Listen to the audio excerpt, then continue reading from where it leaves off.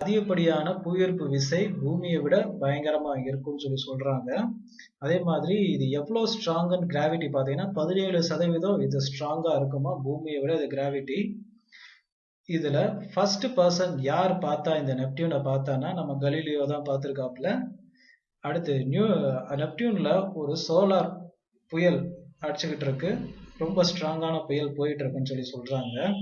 இதுக்கு ரிங் அமைப்பு, அதாவது மோதிரம் எப்படி கையை சுத்தி இருக்குமோ அதே மாதிரி இந்த பிளானட்டை சுத்தி ஒரு ரிங் அமைப்பு இருக்கு.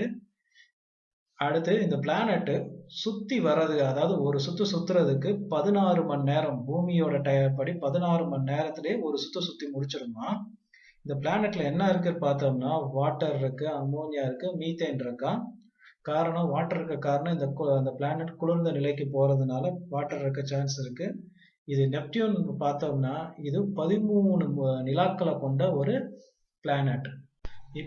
இப்போ பார்க்க போறது ப்ளூட்டோ. ப்ளூட்டோ ஃபர்ஸ்ட் எப்ப கண்டுபிடிச்சாங்கன்னு பாத்தீங்கன்னா 1930 ப்ளூட்டோவை கண்டுபிடிச்சாங்க. இது 9வது கோள்னு சொல்லி. அடுத்து இடையில இந்த 9வது கோளை எடுத்து விட்டாங்க. 75 வருஷத்துக்கு அப்புறம் இது 9வது கோள்ல இருந்து எடுத்து விட்டுட்டாங்க. அடுத்து இந்த பிளானட்டுக்கு யார் பேர் வச்சான்னு பாத்தீங்கன்னா ஒரு 11 வயசு பொண்ணு ப்ளூட்டோன்னு பேர் வச்சுச்சு.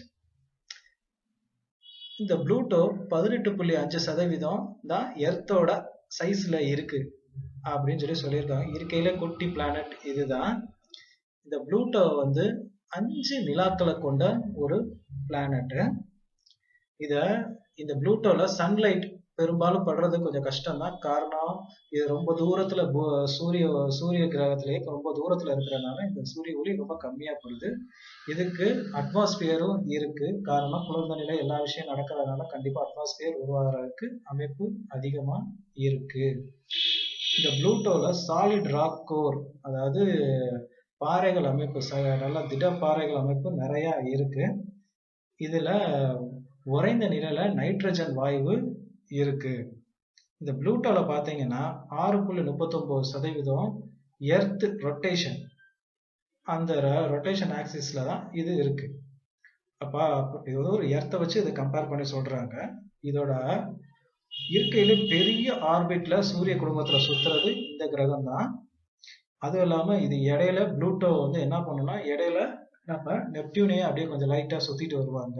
அதோட கோள்களோட பாதையிலையும் கொஞ்சம் சுத்தி வருவாங்க. ஆனா ரெண்டு இது வரைக்கும் முட்டினது கிடையாது. ப்ளூட்டோல ஒரே ஒரு ஸ்பேஸ் கிராஃப்ட் வாயேஜர் மட்டும்தான் ஜஸ்ட் அப்படி விசிட் பண்ணிட்டு அவங்க வாயேஜர் சூரிய குடும்பத்தை விட்டு அப்படி வெளில போயிட்டாங்க. இது 75 வருஷத்துக்கு அப்புறம் இந்த ப்ளூட்டோவை வேணாம், இது சூரிய குடும்பத்துல கோள் இல்லை அப்படின்னு சொல்லி இதை எடுத்துட்டாங்க. முதல் காரணம் இது சரியான அமைப்புல இல்லாதது முதல் காரணம். ரெண்டாவது விஷயம் பாத்தீங்கன்னா இது நெப்டியூனோட சுற்றுவட்ட பாதை, அந்த எலிப்டிக்கல் ஆர்பிட்டுக்குள்ள மேல ஏறி வர்றதுனால இதை எடுத்துக்க முடியாது அப்படின்னு சொல்லி எடுத்து விட்டுட்டாங்க இந்த ப்ளூட்டோவை. இப்போ மில்கி வே கேலக்சி. இந்த மில்கி வே கேலக்சி 1,20,000 வருஷம் லைட் இயர்ஸ் தாண்டிருச்சு. ஏன்னா இந்த மில்கி வே கேலக்சி பிக் பேங் தியரிக்கு அப்புறம் எப்படி நம்ம இந்த அமைப்பெல்லாம் உருவாச்சு அப்படின்ற விஷயத்தை பத்தி பாக்குறதுதான்.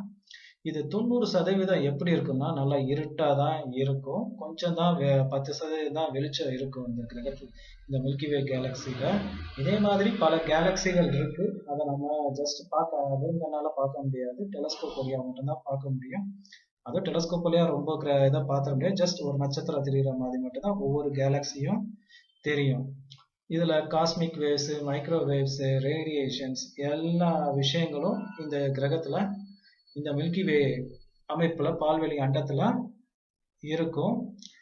இது ரொம்ப சைலண்டா இருக்கும். இதுல எந்த ஒரு உதாரணத்துக்கு நம்ம சேட்டலைட், ஸ்பேஸ் கிராஃப்ட் எல்லாத்தையும் அனுப்பும் போது ஒரு பாதையில ஒரு ஸ்பீட்ல அனுப்பிச்சு விட்டோம்னா அது போய்கிட்டே தான் இருக்கு. இந்த மில்கி வே கேலக்சில ஏதாவது ஒரு ஆஸ்ட்ராய்டோ, உதாரணத்துக்கு பாறைகள் ஏதாவது அந்த அந்த ஸ்பேஸ் கிராஃப்டை இடிக்காத வரைக்கும் அந்த ஸ்பேஸ் கிராஃப்ட்ல எந்த ஒரு மாற்றமும் இல்லாம, உதாரணத்துக்கு ஃபியூயலே இல்லாம ஒரு வண்டி ஓடினா எப்படி இருக்குமோ அது மாதிரி போய்கிட்டே இருக்கலாம் இந்த மில்கி வே கேலக்சில.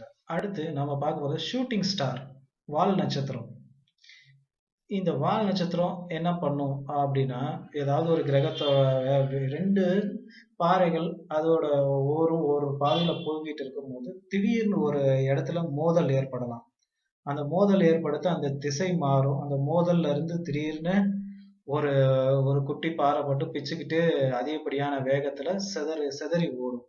அப்படி சிதறி வேகமா வரும்போது அது பார்க்கிறதுக்கு எப்படி இருக்கும்னா ஷூட்டிங் ஸ்டார்ஸ் போல இருக்கும். ஒரு வால் நட்சத்திரம் அப்படி கீழே விழுகிற மாதிரி இருக்கும்.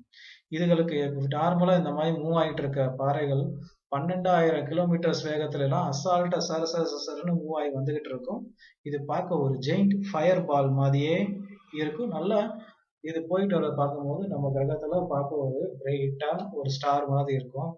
இதை வெளிநாட்டுல எல்லாம் பாத்தீங்கன்னா இந்த ஷூட்டிங் ஸ்டாரை பார்த்த உடனே எல்லாரும் வேண்டுவாங்க, தான் வேண்டது நடக்கும் அப்படின்னு சொல்லிட்டு ஒரு சின்னதா ஒரு ஒரு எண்ணங்கள் இருக்கும்.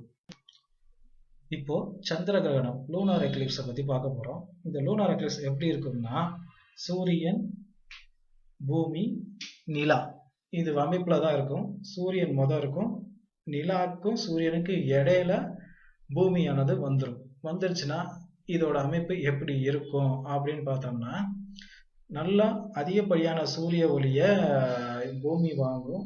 அப்படியே அதோட நிழல் பகுதி எது மேல படும் பார்த்தீங்கன்னா நிலா மேல படும். இந்த நிலா மேல படும் போது அந்த நிலா பூமிக்கு பின்னாடி இருக்கிறனால அப்படியே சிவப்பு கலர்ல மாறும். இதுதான் லூனார் எக்லிப்ஸ்னு சொல்லுவாங்க, சந்திர கிரகணம்னு சொல்லுவாங்க. இதுல நல்லா ஞாபகம் வச்சுக்கோங்க, பூமி சூரியனுக்கும் நிலாவுக்கு இடையில வந்தா அது சந்திர கிரகணம். இதை நல்லா ஞாபகம் வச்சுக்கோங்க. அடுத்த விஷயத்த சூரிய கிரகணத்தை பார்ப்போம். இப்ப பாக்குறது சூரிய கிரகணம். சூரிய கிரகணம் எப்படி இருக்குன்னு பாத்தீங்கன்னா, சூரியனுக்கும் பூமிக்கும் இடையில நிலா வந்துச்சுன்னா அது சூரிய கிரகணம். இந்த சூரிய கிரகணம் எப்படி இருக்குன்னு பாத்தீங்கன்னா, ஒரு வட்டம் பூமி மேல படும். உதாரணத்துக்கு ஒரு பறக்கும் தட்டு பூமி மேல ஏதாவது ஒரு சூரிய ஒளிப்படம் பறக்கும் தட்டு எப்படி போதோ அதே மாதிரிதான் இருக்கும். இந்த நிலாவோட மொத்த உருவமும் பூமி மேல படும் போது இந்த அமைப்பு கிடைக்கும். பார்க்கும்போது அந்த நிலா இருக்கிற இடத்துல மட்டும் நிழலாகவும் மித்த அவுட் சைட்ல இருக்க எல்லாமே கொஞ்சம் வெளிச்சமாகவும் இருக்கிறது தான் இது சூரிய கிரகணம்.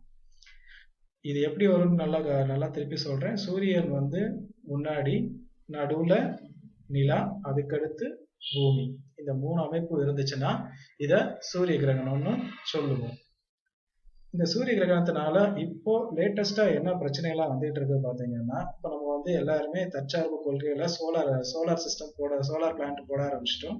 இந்த சோலார் பிளான்ட் போடும் போது இந்த சூரிய கிரகணம் நடக்கும் போது நிலா, உதாரணத்துக்கு நிலா சோலார் பேனலுக்கு மேல அந்த நிழல் பற்று டக்குன்னு நகலும் போது அதிகப்படியான சூரிய ஒளி சோலார் பேனல்ல படுறதுனால அந்த சோலார் பேனல் எரிஞ்சு போறதுக்கான வாய்ப்பு அதிகமா இருக்கு. அதே மாதிரி நிறைய கரண்ட் பிளக்சுவேஷன் டக்கு மாறனால சில ப்ராப்ளங்கள் கிரியேட் ஆக வாய்ப்பு இருக்கு.